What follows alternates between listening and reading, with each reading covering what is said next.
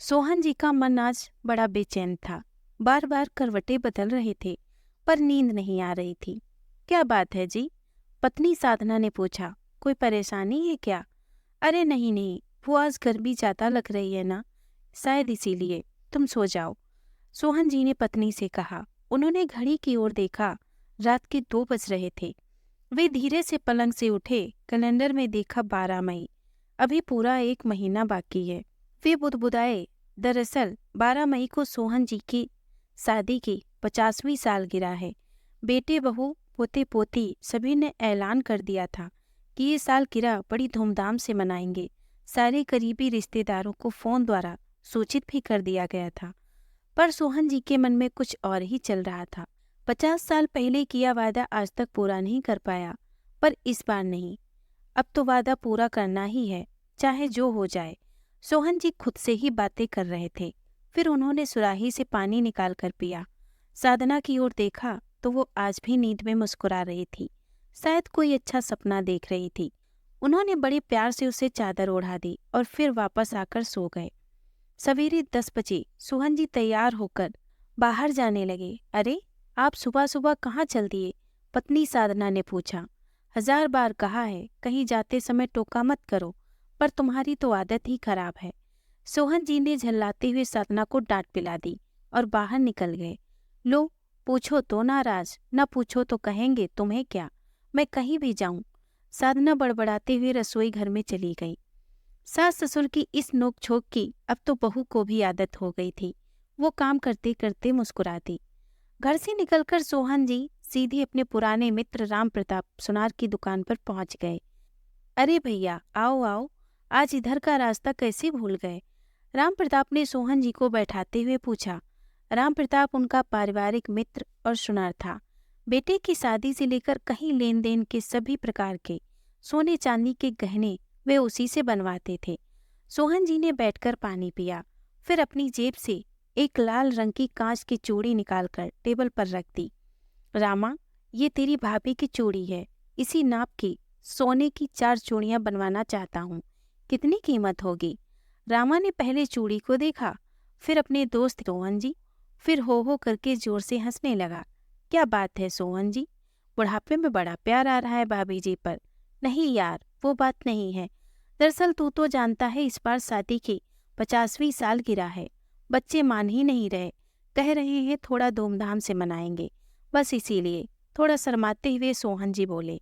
अपने मन की बात वे छिपा गए। जब उनकी शादी हुई थी और उन्होंने साधना को पहली बार देखा था, गौरवर्णी साधना लाल साड़ी में बेहद सुंदर लग रही थी। गोरे गोरे हाथों में लाल कांच की चूड़ियां पहने थी। साधना, अगली शादी की सालगिरह पर मैं तुम्हें सोने की चूड़ी बनवा दूंगा। उन्होंने साधना से वादा किया था, लेकिन जिंदगी की भागम दौड़ में माता पिता, बच्चे, पढ़ाई, बीमारी, एक के बाद एक जिम्मेदारी निभाते हुए कभी साधना के लिए चूड़ियां बनवाने का मौका ही नहीं आया। कभी कभी साधना उन्हें ताना भी मार देती। इतने सालों में मेरे लिए 4 सोने की चूड़ियां नहीं बनवा पाए हैं। सोहन जी चुप हो जाते। उन्हें देखकर साधना कहती, अरे, मैं तो ऐसे ही कह रही थी। जो काम ज्यादा जरूरी है उसे तो पहले करना पड़ेगा। चूड़ियां कहाँ भागे जा रही हैं? कभी भी बनवा लेंगे। घर गृहस्थी की सारी जिम्मेदारी पोस्ट मास्टर की एक छोटी सी नौकरी में उन्होंने पूरी की। साधना ने हर कदम पर उनका साथ दिया। बस जब वो ये चूड़ियां वाला ताना मारती, सोहन जी अपने आप को उसका अपराधी मानने लगते। इसी तरह शादी की कई सालगिरह निकल गईं। कभी वे मनाते, कभी सिर्फ मंदिर जाकर प्रसाद चढ़ाकर ही संतोष कर लेते। वक्त अपनी रफ्तार से चलता रहा। माता पिता दुनिया से विदा हो गए। बच्चे बड़े हो गए। पहले उनकी पढ़ाई, फिर शादी ब्याह। जमा पूंजी कहाँ खर्च हो जाती पता ही नहीं चलता।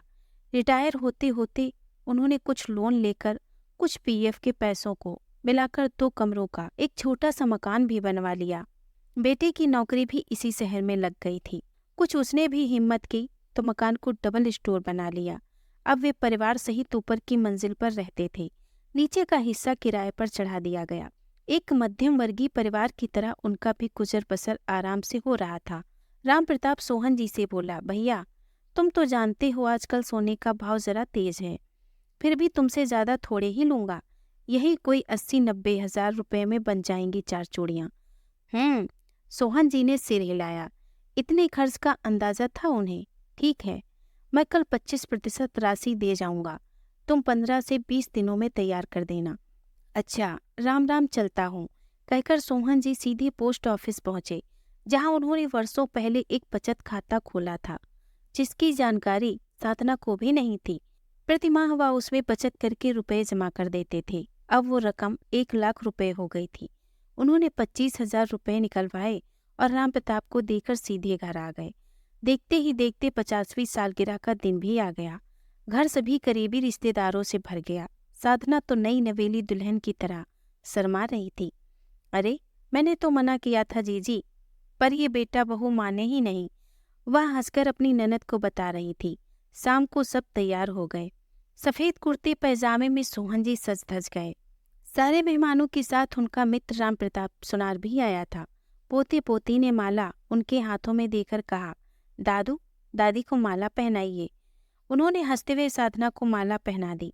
साधना और भी शर्मा गई। अब आपकी बारी है दादी। बच्चों ने दादी से भी माला पहनवा दी। चारों ओर तालियां बजने लगी। तभी सोहन जी ने राम प्रताप से एक डिब्बा लिया, उसे खोला, फिर साधना से बोले, लो भाई, जरा हाथ तो बढ़ाना। साधना आश्चर्य से उन्हें देखने लगी।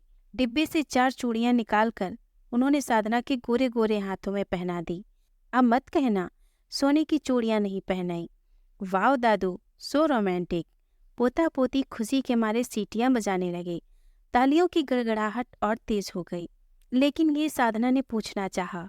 उसने बेटे बहू की ओर देखा। नहीं माँ, हमारा कोई योगदान नहीं है। सोहन जी ने साधना का हाथ थामा और बड़े प्यार से बोले, वादा जो किया था देर से ही सही, निभा तो दिया। साधना की आंखों से खुशी के आंसू टपक रहे थे और सोहन जी बच्चों के साथ मिलकर केक खा रहे थे। दोस्तों, अगर आपको ये कहानी पसंद आई हो तो प्लीज़ इसे लाइक और शेयर करें। अगर आप हमारे चैनल पर नए हैं तो प्लीज़ इसे सब्सक्राइब करें। धन्यवाद।